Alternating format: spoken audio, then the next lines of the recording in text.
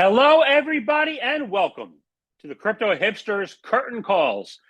This is your host, Jamil Hassan, the Crypto Hipster, where I bring you compilations of episodes from my previous seasons, the 3 seasons that we're working on in this Curtain Calls compilation, seasons 6, 7, and 8. And this is episode 59, entitled Rock of Ages? Why crypto has been resilient through multiple storms, despite threats from every direction and evil forces trying to destroy it. This podcast compilation focuses on clips from 5 interviews, 4 from season 7 and 1 from season 8. The first person I spoke with on this episode was Gabriele Giancola. Gabriele and I spoke in July of 2024, and we talked about how to develop and promote blockchain loyalty reward infrastructures. And Gabriele is the CEO of the qiibee Foundation, lowercase q, IIBEE Foundation. The next podcast from season 7 is with Martin de Rijke, who's the growth lead at Maple Finance. We spoke in June of 2024 about how syrup can achieve stickiness in the global institutional DeFi market. And that was a wonderful conversation. And these conversations, by the way, are available in their entirety on the Crypto Hipster podcast station, which you can listen to anywhere you listen to your favorite podcasts. Spotify, YouTube, Apple, Anchor. Anywhere you listen to your favorite podcast, they're there. Third, from season 8, and this one's the video one, Evan Owens and I spoke. He was, and I say was because Kadena went under during the last bear market in October of 2025, the start of it. But Evan Owens was the vice president of business development at Kadena. And we spoke in January 2025 about how to help startups and institutions empower global finance for the new millennium. Fourth was an amazing conversation with Joseph Ziolkowski, who's the co-founder of Realm Insurance. He and I spoke in August 2024 about designing blockchain-based insurance solutions to mitigate crypto risks and move Web3 forward powerfully.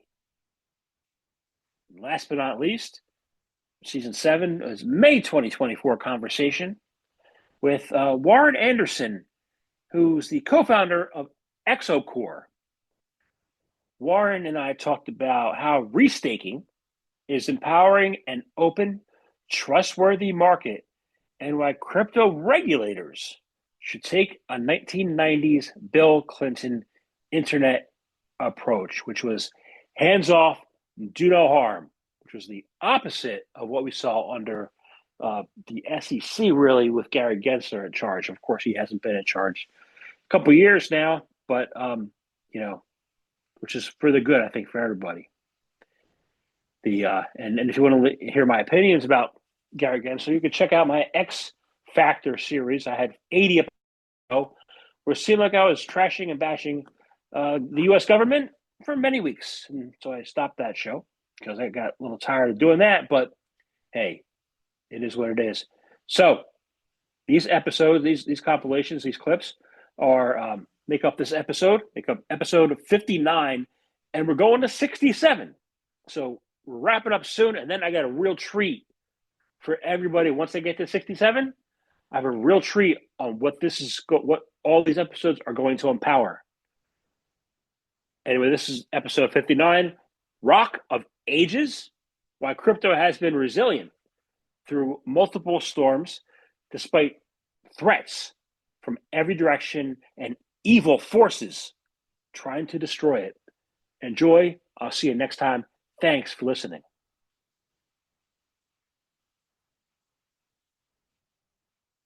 I came into crypto in 2017, and I was part of an early rewards points project that failed. Right. Then you mentioned the airlines. Then you had COVID, and no one's traveling. You know, but now, like now, it seems like the right time to and transform the rewards economy. So why Mhm. now being the right time? So also that I'll tell you, but I want to tell you a bit something regarding COVID because it's an interesting point that you mentioned. So it might be a bit counterintuitive, but that was actually for us the perfect time in the sense that airlines, and that's what I'm saying. Like if you look at the revenue streams and the profit streams of an airline group, I have to say, you will start seeing that the airline itself produces a lot of revenue, but very very thin margins. If not even they lose money on the flights, right? So where they make profit is on cargo and on the loyalty program. So there they make the most amount of profit. Actually, I have to say not revenue but profit. So that actually keeps them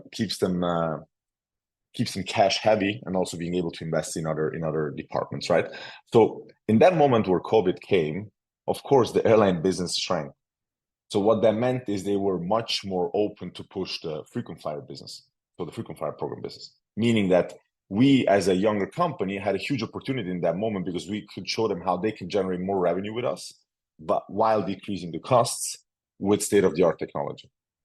So for them, it was huge because we were actually solving a real issue that they had. They needed like airlines need cash to like every company. And if you have COVID that doesn't let you do your main business, you need to see suddenly, okay, how can I actually work on the other side?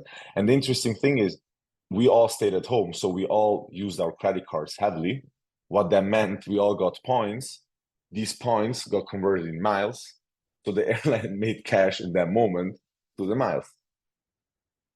So and those are a bit those counterintuitive dynamics that you don't see if you don't really dig deep and check out the market. So for us, the right timing from a commercial perspective was really COVID was really really important, and just also to have that awareness and to have that urgency from let's say a customer or a client perspective. Um, I would say today what is essential is really that blockchain is a completely different point. So if we're talking about 2017, I mean, I was also there, so I saw the hype. I saw the conversations in which direction they were going, etc. And I think that we gained a lot of maturity in the last few years, and in the sense that it's not anymore a very extreme view of how you use blockchain technology, but actually it is much more, which makes sense. You much more want to go towards product market fit, which essentially is technology market fit. It's the same thing because you want to have a technology that gives some value to the market in whatever use cases it is. And in certain use cases, it makes sense to have, for example, full decentralization like a Bitcoin, right? That's fine. That has its use case. It's very, very clear why decentralization needs to be top notch. There are other use cases where you have some features of decentralization that are maybe not really needed, right? And not even needed, but actually not wanted because not every brand or not every company wants to put all their data transparently on a blockchain. So if you ask a United Airlines, hey, do you want to put all your loyalty points on the Ethereum blockchain? And now that Delta can actually just make a search on Etherscan United Airlines token, and then I see exactly how many wallets do you have, how many transactions do you have. Not, I'm not saying it will never happen, but we'll need a bit of time to get there, like to open up such a company. Also, just from a data privacy perspective, et cetera, et cetera. So there are so many things involved, and that's where we say, okay, the maturity of the market is much further from a brand perspective, but also from a technological perspective. So, what are the benefits of having, I guess, the D? I was a DeFi on chain, but it is on chain by definition. What are the benefits of setting up these processes, and helping the Web2 companies transition some of their processes to Web3 so that it's automated and automatic for them? For sure. Yeah, that's a great question. And that's basically the second part, right? So the first part is like all this institutional, traditional finance, taking all those lessons on board and like implementing the good things. But obviously, what are the issues there? Lack of transparency, lack of automation, it's not global, all these different systems are not talking to each other. Like the infrastructure is very inefficient, right? And everybody knows that. And that's why everybody came to work at Maple, right? Because they were like, this is not sustainable. There's just so many issues. Now, the beauty of the blockchain is, to your point, everything is global. Everything is pretty much instant. Like we like to complain about, like 1 minute settlement times, which, obviously it should be shorter. And, folks like Solana are obviously building that, but in traditional finance, it can take much longer than that. And it also brings all the transparency. So that's the beauty of Maple, is where all the loans are transparently on chain. So you can see at all times, are the borrowers actually performing to their obligations? Like, are they actually paying interest? Are they repaying principal when the loans are called? What is the live status of collateral, right? Are the loans all over collateralized?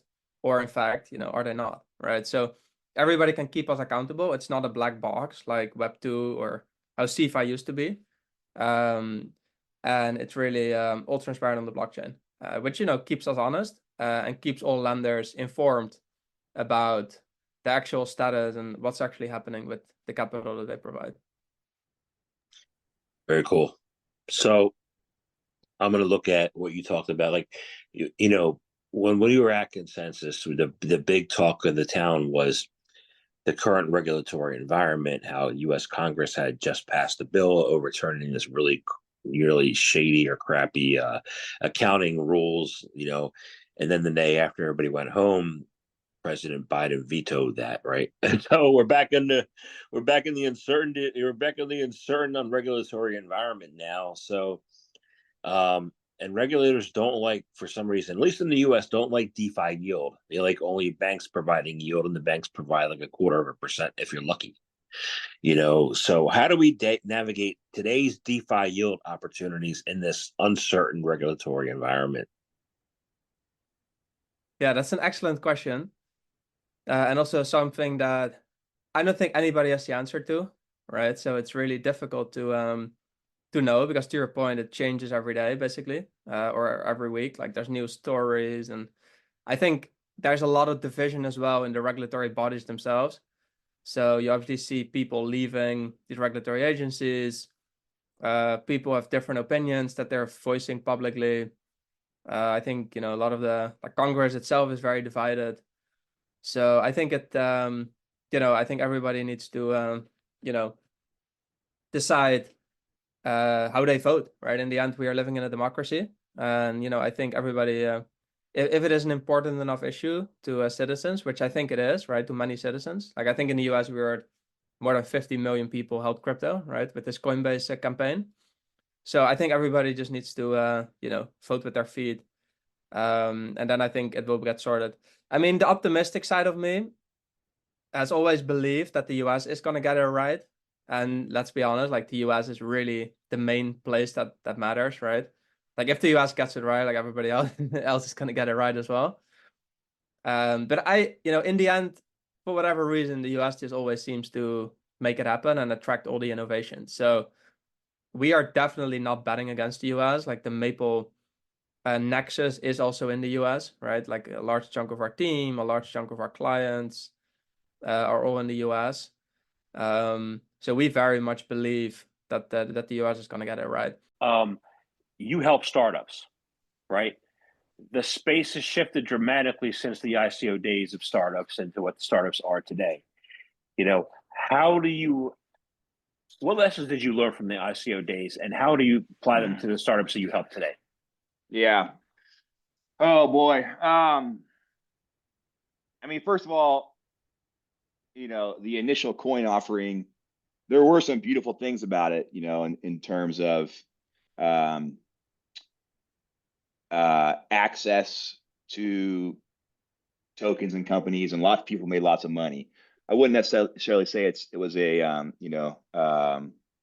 democratic process, because there were still like insiders and free sales and the initial pump, and then retail would get in and there'd be the dump.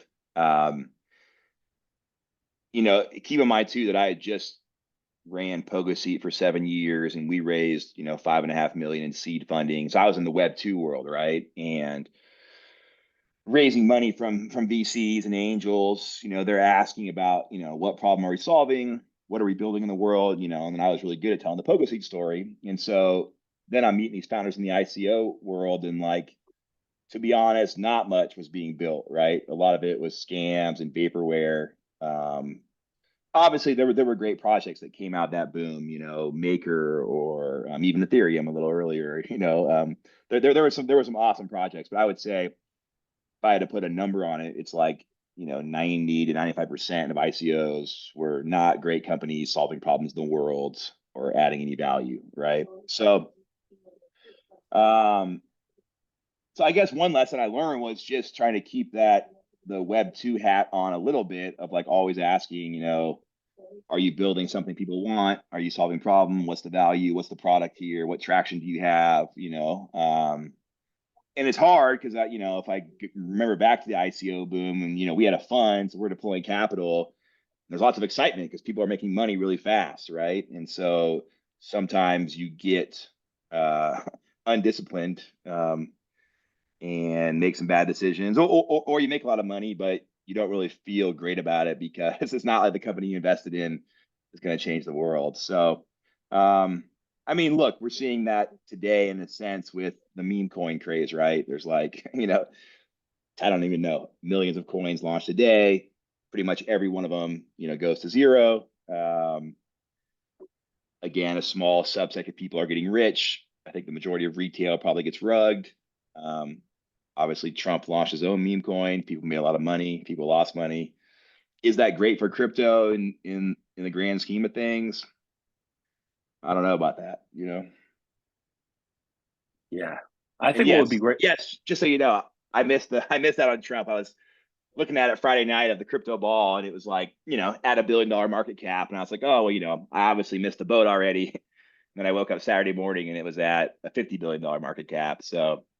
I guess a good lesson there. You might think you're late sometimes, but you're not always too late. I mean, there were other coins came out in the past few years, like Pepe and Pork and different things. There's always going to be an opportunity. Yeah, It seems like, so if you missed one, doesn't mean you're going to miss the next one. yeah, I think totally. And what I do like about even meme coins or ICOs is the fact that in theory, everyone gets a chance to invest, right? Early. Whereas, the private markets don't work like that. Like, unless you get invited to the Series A or seed round of the Stripes or Airbnbs or Ubers of the world, you're not going to be able to invest until they go public, right? So I think crypto does break down those walls, which is odd. That's a great piece of it, right? It breaks down the VC walls. There's still, I think, this is my point of view. I think it's still a stigma as far as institutional, view of crypto and blockchain, that you see a lot of, suspicious approvals and blackmail and rug pull and transfer attacks and bridge attacks. How can companies begin to feel comfortable with you and with insurance and with, crypto, and remove and have these things that are major threats today not be as threats going forward? Yeah, I mean, it's a great question. I think when you look at the types of issues, that you referenced,